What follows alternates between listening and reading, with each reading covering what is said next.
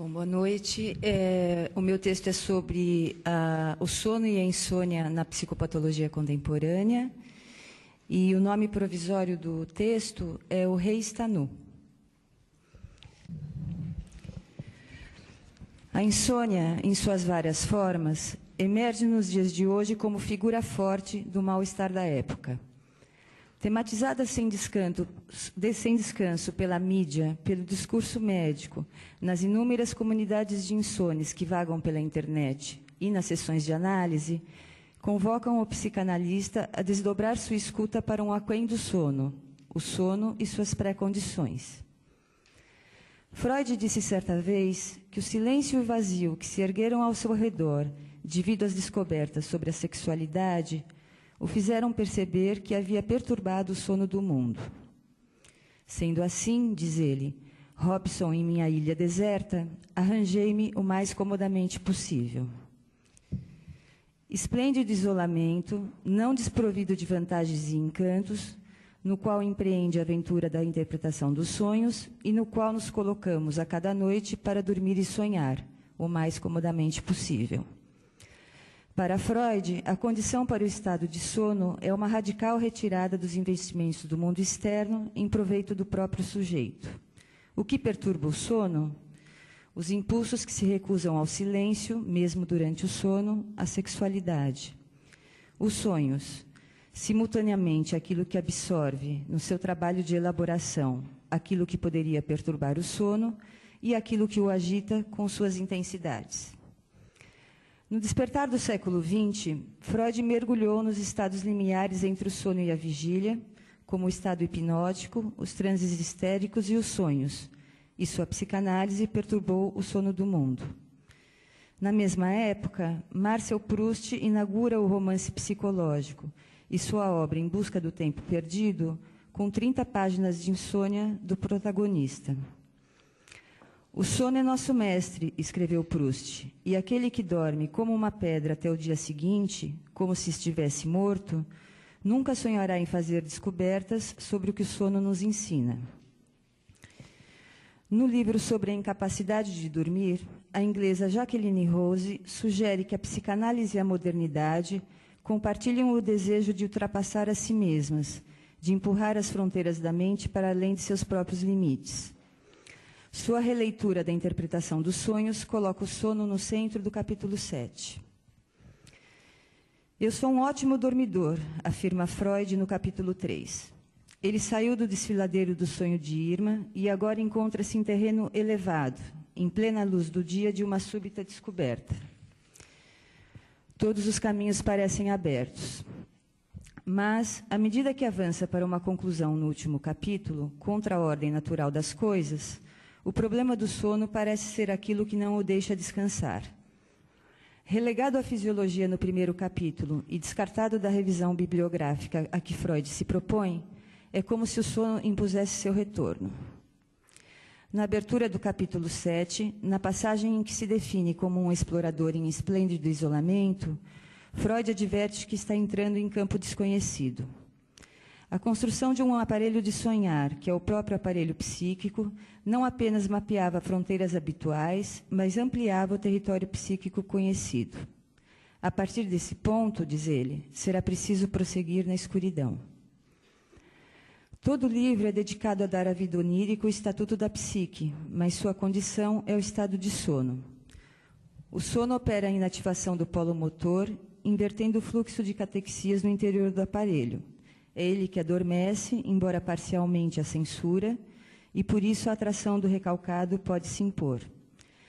Já ao final do seu trabalho, Freud é levado a admitir, eu cito, é essencial assumir que existe algo como um estado de sono para a vida interna. O sono é o que torna o sonho um caso especial entre as formações do inconsciente, a via real. Os sonhos alucinam. No sonho, não pensamos, passamos uma experiência.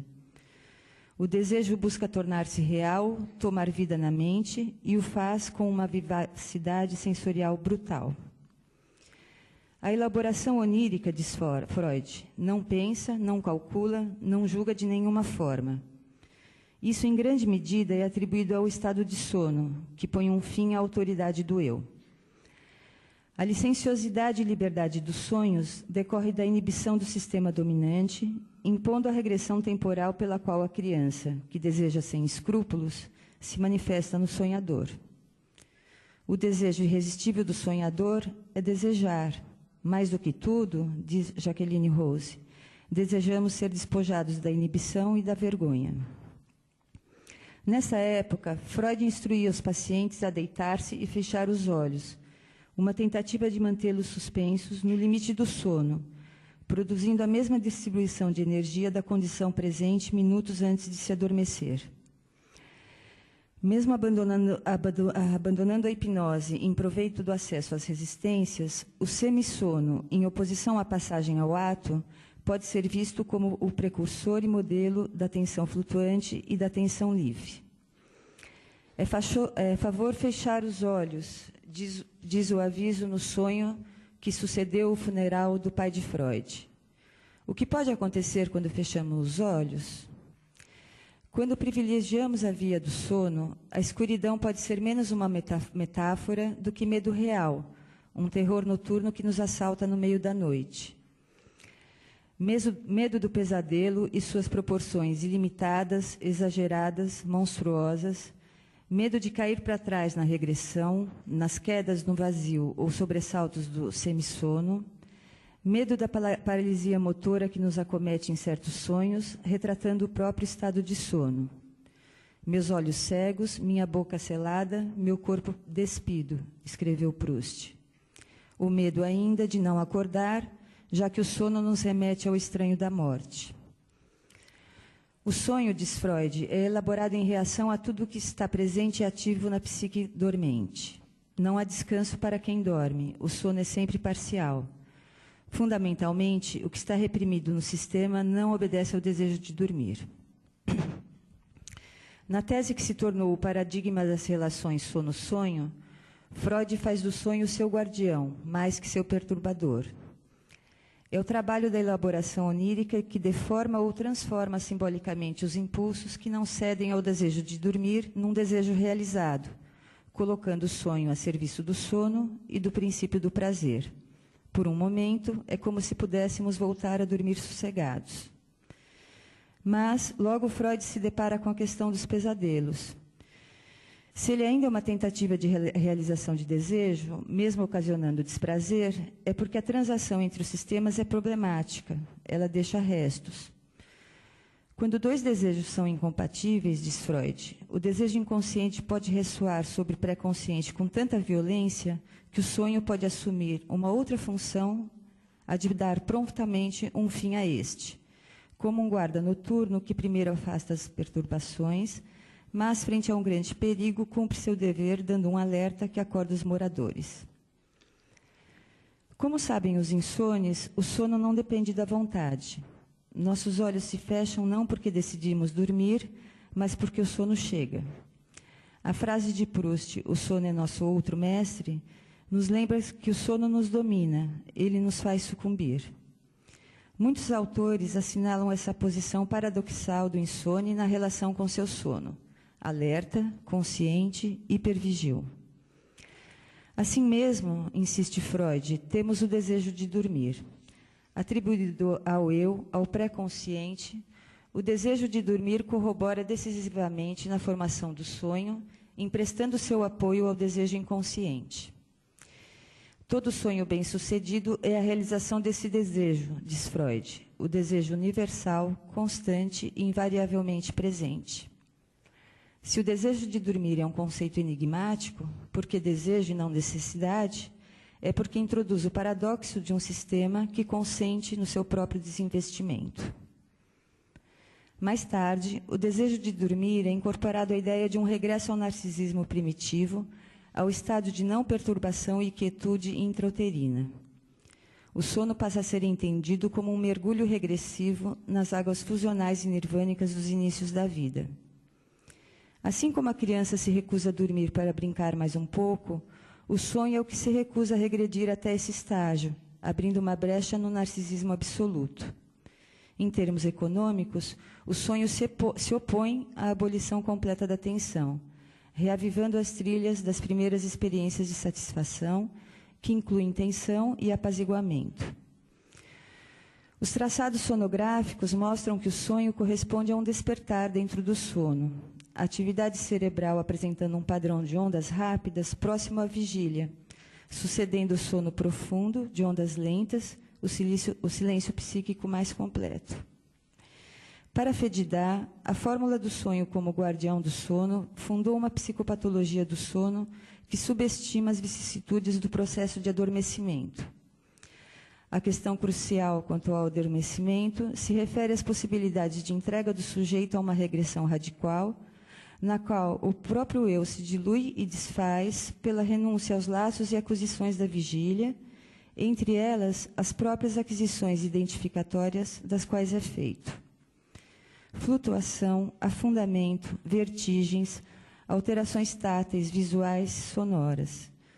As sensações corporais experimentadas no adormecimento testemunham o apagamento gradual dos contornos do corpo e de suas partes, a indistinção do dentro e do fora, do antes e do depois. Eu cito Fedidá agora, numa regressão arcaica na qual conteúdos sepultados pela amnésia encontram as condições de reaparecer sob a forma de impressões corporais. O fato de que a mãe seja a primeira guardiã do sono é aqui significativo, pois as práticas de adormecimento de bebês se inscrevem nos cuidados maternos, fundantes do autoerotismo e de um corpo erógeno. A mãe, fundadora de um desejo de dormir e de sonhar, deixa restos não simbolizáveis que remetem tanto ao umbigo do sonho, que leva ao desconhecido, como às parcialidades do corpo despertadas na hora de dormir. Pelo reencontro com esses investimentos arcaicos, nos entregamos ao sono com cautela, paulatinamente, como demonstram os registros do sono e os rituais aos quais recorremos para adormecer. A hora de dormir é um momento de desamparo para o eu, que teme lançar-se à deriva pulsional ou aquilo que os sonhos podem fazê-lo experimentar. Sobretudo nos pesadelos, a criança licenciosa que desperta no estado de sono pode, como no conto infantil, vir a denunciar que o rei vaidoso, na verdade, está nu. O eu pode, então, tentar resolver desperto aquilo que concerniria a elaboração onírica. Felipe Lessa sugeriu que um pensamento de teor análogo ao conteúdo manifesto dos sonhos, encobridor e substituto do que está latente, pode, num mecanismo obsessivo, transformar-se num ritual para postergar o sono.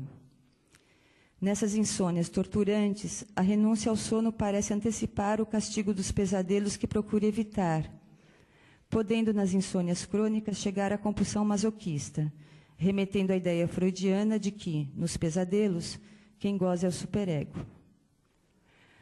Nos anos 20, a reprodução sem disfarces do traumático e do pavor nos sonhos traumáticos, a compulsão a repetir o desagradável, levam Freud a destronar o princípio do prazer como único regente da vida mental.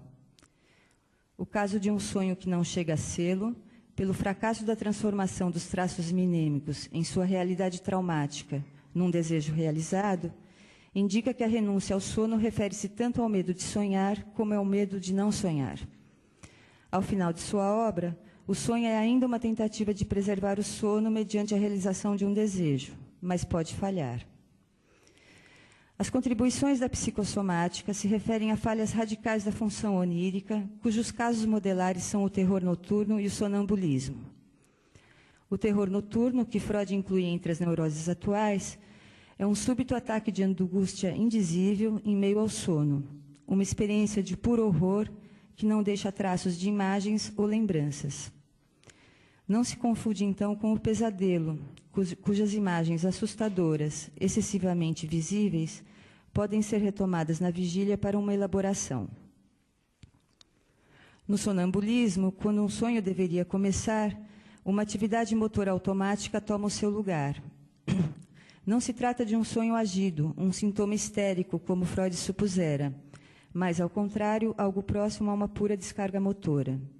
Nos registros, ambos ocorrem durante o sono lento, fora do sonho, diferentemente do pesadelo, que é realmente um sonho angustiado. A oposição motricidade-regressão sono-sonho sugere que certas hipercinesias nas crianças e o agir operatório ou compulsivo do adulto podem ser os correlatos, na vigília, de graves perturbações da função onírica.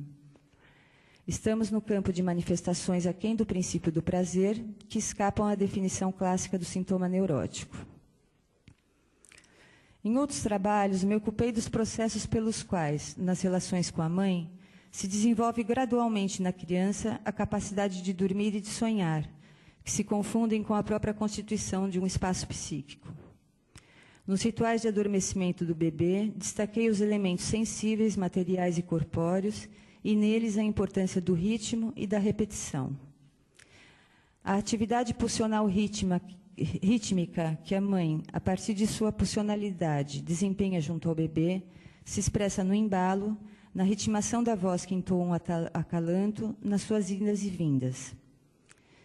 A alternância e a ausência-presença da mãe e seu papel na instalação de um jogo simbólico no psiquismo interessa imediatamente ao adormecimento do bebê, pois a hora de dormir implica numa separação, uma suspensão do olhar mútuo da dupla em relação dual. As negociações das ausências da mãe abrem à criança as possibilidades de protagonizar o seu fordar, os deslocamentos da mãe, intimamente ligados à capacidade de dormir e de ficar sozinho. O ciclo sono-vigília é um dos primeiros ritmos a serem impressos no corpo psiquismo do bebê, ao lado da alimentação. Essas funções, as primeiras a serem libidinizadas por um outro, permanecerão vulneráveis às oscilações até a vida adulta. Freud indagou essa estranha economia na melancolia, pela qual a insônia e a anorexia chegam a afetar as funções mais elementares, superando os interesses da autoconservação. A sequência mamada-adormecimento assinala a ascendência da oralidade nesses processos, pelos quais se instalam as primeiras inscrições, emprestando os primeiros fios que apoiarão uma rede de representações capaz de absorver e conter o excesso de excitações. O traumático pode ser entendido como uma ruptura ou esgarçamento desse tecido de base. O sujeito já não encontra em si mesmo um corpo psiquismo habitável, um refúgio onde descansar. A função do sonho é então preterida por uma outra, mais básica, uma pré-ligação, diz Freud, anterior à função de ligação do sonho. O sono pode ser entendido como defesa desse espaço psíquico primitivo e fundamental, esta podendo ser a função de certas hipersônias, da resistência a acordar. Nas análises, tudo o que é trazido acerca da hora de dormir pode ser escutado como metáforas da tentativa de reengendramento desse espaço psíquico, rudimentar e relacionado ao sono.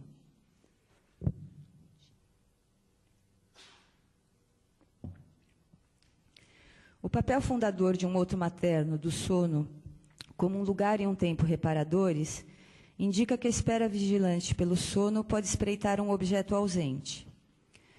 Na insônia depressiva, um corpo psiquismo imóvel, alerta, em posição de sentinela, defende um espaço psíquico frente a um objeto ambivalente que ameaça invadir o sujeito.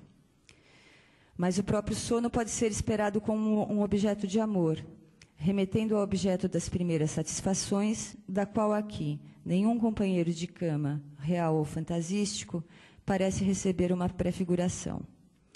Paradigma de todas as esperas, com o sono trata-se de um encontro impossível, já que é o próprio eu quem se ausenta com sua chegada. Os soníferos podem ser os substitutos de um objeto concreto que permite configurar o sono, o que contorna a questão transferencial na prescrição desses medicamentos. Por outro lado, a ingesta de comprimidos pode chegar à compulsão, aproximando a insônia da bulimia ou da drogadição.